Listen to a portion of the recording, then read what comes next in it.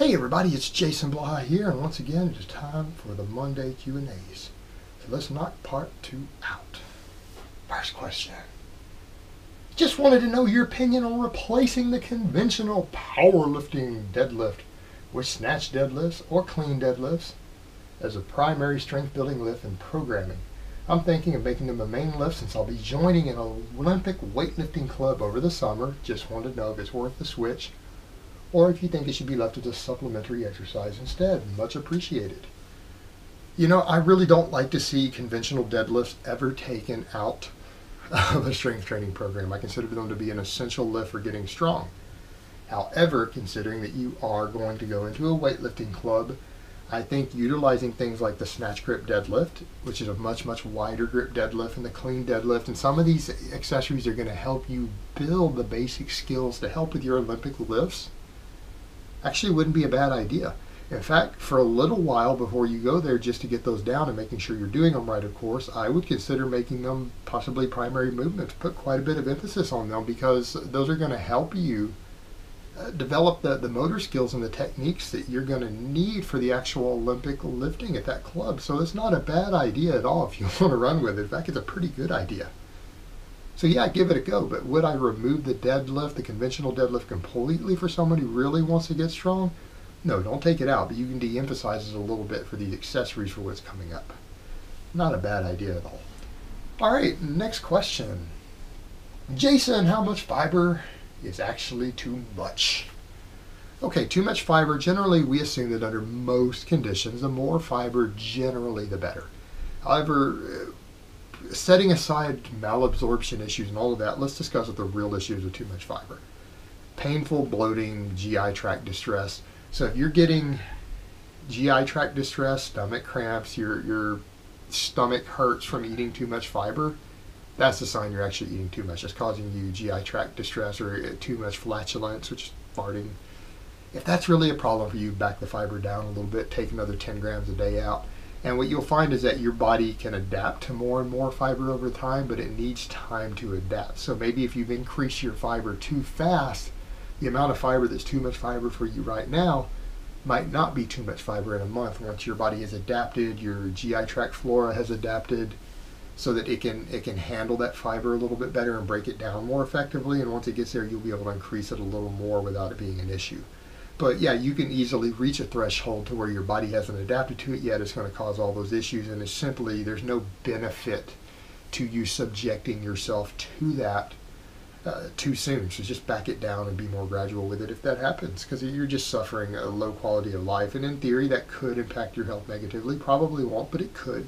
So if you're seeing those issues, back it down and just be more gradual in your progress of increasing your fiber. All right, next question. I have a problem keeping my heels on the ground when I squat explosively on the concentric portion. That means they're going up. I can keep them on the ground if I don't go up as fast, but then I can't move as much weight. My heels also don't come up when I'm using really heavy weights. What do you recommend? Thanks.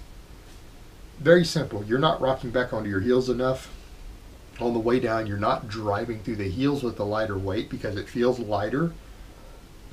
You're not getting as tight, and you're not using the same technique to keep yourself pulled back more and on your heels that you are with a heavier weight. So when you're going explosively, you're letting yourself get more loose in anticipation of that explosiveness, and you're coming down and just jumping up and driving through the heels. What you want to do to practice getting around that, spend a little time as you're ramping up with the lighter weight, lifting your toes up off the floor, so that you're forced to rock back on your heels and do some explosive squatting with those toes up off the floor and replicate that feel that you get when you do that. And that will train you to go back more on the heels and drive through the heels more when you're using a lighter weight and trying to be more explosive. And that will probably resolve your issue. It will train you in the motor patterns that you need to do that more effectively. All right, next question. How do you advise people about nutrition when questioned without seemingly overly nerdy or dismissive? If I start bringing up calories in and out and referencing Lyle McDonald's and macros, it's like I'm trying to just explain calculus. No, you need to explain to people when you're discussing this stuff in terms of like fat loss, because that's what it seems like you're talking about, calories in, calories out. You need to explain to people that yes, you know there's a lot of various diets out there that work, but every successful diet comes down to the fact that whether they have you counting calories or not, there's some aspect of that diet that's been successful for different people that just causes them to eat less calories. That it's all about portion control, whether it's a ketogenic diet or a paleo diet or a raw vegan diet or any of those, that they ultimately are just using methods to limit energy intake, and that it's all about just energy in and energy out. It's just like, tell them it's just like putting gas in your car. It's energy in versus energy out, and that fuel has to be stored somewhere. And when you put it in that context and people understand that and they realize that it's just a matter of how much fuel you're burning versus how much you're putting in, whether you're storing additional or you're taking some out of the storage tank, that it becomes more simplistic. And as long as you make it clear to them that it really is simply calories in, calories out, nothing more to it. Every single successful diet is just about controlling appetite through different methods, and that it really is just that simple. And then it makes more sense, and then you're not going to lose people with trying to make it overly complicated, because that really is the truth of it. All right, next question. Do you think it's more advantageous for a powerlifter to be overweight 1 week out from competition and cut water down, sodium, water, sauna, etc. to make weight, or be underweight and gradually bulk straight through the final week to make weight? Okay, you ask a bit about, is this going to hinder performance if they dehydrate and reload the way I do it? Yeah, it does seem to hinder performance just slightly, because you guys notice, I mean, some of my meets I'm hitting slightly lighter third attempts than I'm doing in training, sometimes even a month out. And it's because I do the big water cuts, but I am placing so much better by dropping a weight class than if I had just stayed up at the next weight, that it's worth it.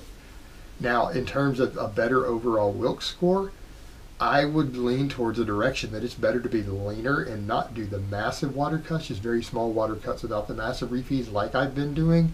And I've been talking with a coach, Trevor, over at Complete Human Performance. He and I were chatting about this a while back, and I agree with him. He's right. He explained that to me. The way I'm doing it isn't ideal, and that's one reason I am slowly just cutting down. Now you guys can tell I'm still losing weight. I'm going to keep cutting and keep cutting and keep cutting over the next year, so that I can actually do that, so that I don't need to do big water cuts at all when I'm done. I can just drop 5 pounds. Just stay 3 or 4 pounds over meat weight. Drop 5 pounds by just cutting carbs a bit, and be good to go without impeding my performance. And I think that really is ideally the best way to go, but it's when you want to drop a full weight class because you carry too much body fat, things like that, it really becomes far more advantageous to do the big water cuts like I do. But I think in the grand scheme of things, we would all be better lifters if we were just leaner and did it the other way. Just to be honest, even with myself, to be honest with you, it would be better if we did it that way. That's the real world. Just, that's not always the easy way to do it. But you know, as they say, anything worth achieving shouldn't be achievable easily. And it's just a reality that a lot of us, myself included, have to accept. All right, next question. How would sleeping for 6 hours overnight, then taking a 2-hour nap later in the day, compare to simply getting a full 8 hours at night? It wouldn't be comparable. In fact, it would be inferior to getting your 8 hours of continuous or almost continuous. Like if you get up to go to the bathroom or something in the night, or get a drink of water, but you fall back asleep within 5 minutes, that's still continuous. And it's because you hit deep, longer and longer REM cycles. The more continuous that your sleep is for the longer period of time, the more REM sleep you get per hour. So that 8 hours of uninterrupted sleep, those last 2 hours are going to be superior to the earlier hours in terms of hitting all those REM cycles, which really help you tremendously with things like hormone production, memory, concentration, cognition, all of those things. Might not make much difference for just your body's resting itself, but all those other things, it does make a tremendous difference. So you would be a lot better off trying to get the 8 hours continuous and to break it up like that, if you have a choice in the matter. Some people don't have a choice because of their life scheduling. So the 8 hours would probably do better for you. All right, next question. Cardio twice a day bad? No, I regularly do my cardio twice a day sometimes. Not a big deal. Squeeze your cardio when you can. If you need to get more liss for whatever your goals are and your reasons are, and you need to split the sessions up just due to time constraints, do cardio twice a day. Not a big deal. As long as you're recovering from all of it and you're able to work it into your schedule and lifestyle, splitting up your training like that, even cardio, is not going to be a problem. But again, the main thing is understanding that you're recovering from everything. All right, next question and last question of the week. Hi, Jason. My girlfriend doesn't seem able to drop weight. I've been trying to help her. She's been on a strength program focusing on compound movements, around 3 hours of liss per week, a couple of HIIT sessions. She goes ham in the HIIT, works her ass off during the workout. 80 kilogram 1 rep max squat, only 6 months into training. That actually is quite good for a female, to be fair. She understands what macros are and how they are used in the body. She's been on a has-to-be calorie deficit diet, keto, protein, modified sparing fast, and with moderate carbs and lower fats. I've been trying my best to keep track myself of what she eats so she doesn't deceive herself. She is truly eating sometimes below 1,000 calories at 72 kilos, blah, blah, blah. She must have some medical condition. Thyroid blood work comes out in the normal range. I don't know what to do now. Okay. All right, bro. All this stuff I've linked in the past about metabolic derangement, this is your textbook case. Your girl is not eating 1,000 calories a day, not even biologically possible. The laws of biology absolutely show that this is not possible with the amount of what she's doing, for her to not be losing tissue weight with what's going on over doing this for any extended period of time. On top of that, if her metabolism was slowed quite a bit from whatever she's doing, it would almost certainly show in her thyroid blood work. So the fact that her thyroid blood work is showing everything in the normal range, and you're sure she's doing all this training and at her body weight, it is simply not possible on the calories. So what's happening is that we have one of these cases to where, just like these women who can pass lie detector tests, and these women who swear up and down and are willing to swear on their mother's grave and everything else that they really are eating that amount, when we put the hidden cameras in and we watch what they really eat, they're eating 1,000 calories more than they're claiming they are, even though they're not mentally aware of it. So she's got herself fooled, she has you fooled, and the truth is she's eating like 2,000 calories, 2,500 calories. She's not eating 1,000 calories or less. Just not happening. She's eating food that you're not seeing. It is as simple as that. And we have studies and data on this. I've linked a lot of this in the past where this has been studied. It is particularly bad with women compared to men. Them eating 1,000 or 1,500 calories that they're telling their researchers that they're not actually eating, and that they're convinced themselves that they're not eating, when they really are when you watch them in secret. She's eating a whole package of cookies every day somewhere and not telling you. All right, guys. That's really all I have to say on that today. I hope it has been informative, and I will talk to you guys next time. But let me give you guys a bicep shot before I go. Oh, Mount Biceps.